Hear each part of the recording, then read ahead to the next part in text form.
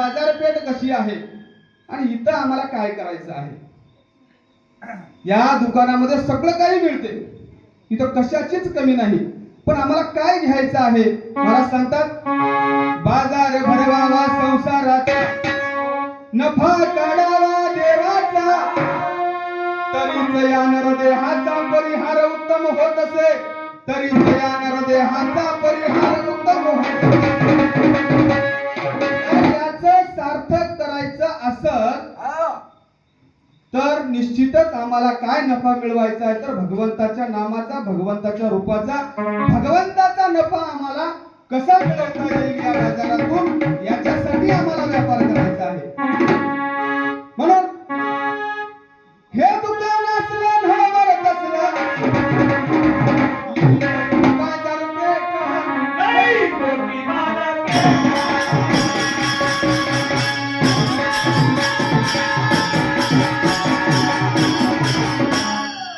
नवी हलता ज्ञानांजना, जिकडे तिकडे लगल घाट,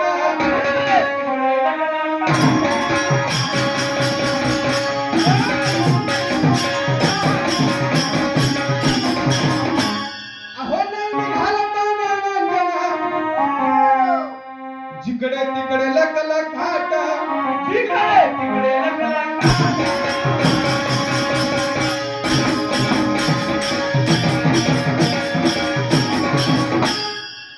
सत्य बोला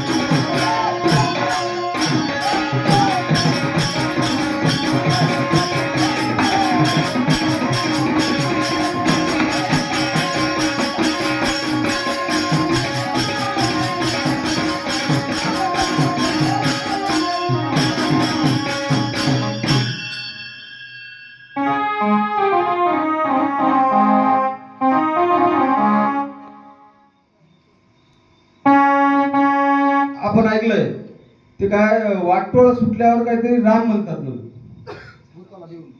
हा झाला का विषय. हा आम्हाला जर मोक्ष पाहिजे असेल तर संताशिवाय तो मोक्ष आम्हाला मिळत नाही. मोक्ष सिद्धांताची ओवी आपल्या समोर पाहायला मिळाली. मग देवाकडे आम्हाला मोक्ष मिळत नाही, देवाकडे आम्ही मोक्ष मागू शकत नाही का. आम्ही जे काही करायला मोक्षाच्या प्राप्तीसाठी आमचं जे काही कार्य चालू आहे, मग फक्त संतच मोक्ष देतात असं तुम्हाला म्हणायचं आहे का. संताशिवाय दुसरं जर कोणी मोक्ष देत नाही असं जर तुम्ही म्हणत असाल तर 100% तुमचं खोटं होय, खोटं होय, खोटं होय. देतात ही गोष्ट 100% खरी आहे, पण संताशिवाय कोणी देत नाही ही गोष्ट ही तितकीच खोटी आहे. संताला सोडून गुरु महाराजांच्या कृपेनं, गुरुच्या आशीर्वादानं आम्ही त्या भगवंताची प्राप्ती करू शकतो. मोक्ष मार्गाची प्राप्ती आम्हाला करता येते. नवे नवे गुरुच्या कृपेशिवाय एखादा सद्भक्त सद्गुरुशी शरण जाऊन निज मूळ अभ्यासून तोडीला प्रपंच परमार्थ. सद्गुरु चरणी लावी लक्ष, सद्गुरु चरणी असावे दक्ष. शुद्ध लक्षणी लावी लक्ष, अलक्षाशी भेदी पक्ष, अलक्षाशी मला काहीही करायची गरज नाही. त्या चरणाशी तुम्ही लीन व्हा, त्या चरणाशी लक्ष लावा. आणि ते लक्ष लावत असताना आम्हाला कसं लावायचं सुरुवातीला तुम्हाला उदाहरण देऊन गेलो. जैसी पतिव्रता नारी चातक पक्षी जयापरी. तेवढं अनन्य भावे चरण्याशी आमचं लक्ष त्या भगवंताच्या त्या सद्गुरूला लागेल. निश्चितच तो सद्गुरू आम्हाला जवळ केल्याशिवाय राहणार नाही. म्हणून या नरजन्मामध्ये येऊन तुम्ही एवढीच वारी करा, तुम्ही एवढीच वारी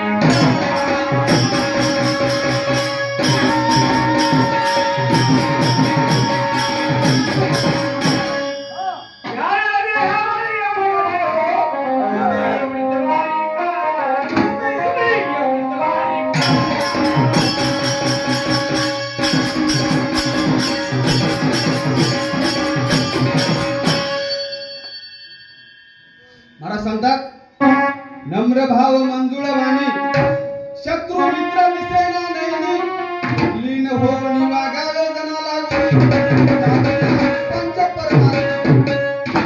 काही करायचं नाही. नम्र भाव मंजुळ वाणी गोड बोलावं. लोक गोड बोलायला का पश्चाताप मला काही कळत नाही. तिखट बोलणं कधीतरी आमच्या तोंडाला गोड येणार. गोड बोलल्यावर जग जिंकता येते. जीभ आपल्या ताब्यात असेल, जिभेने जर गोड बोललं तर निश्चितच आम्हाला जग जिंकता येते. एवढी ताकद या जिभेमध्ये आहे.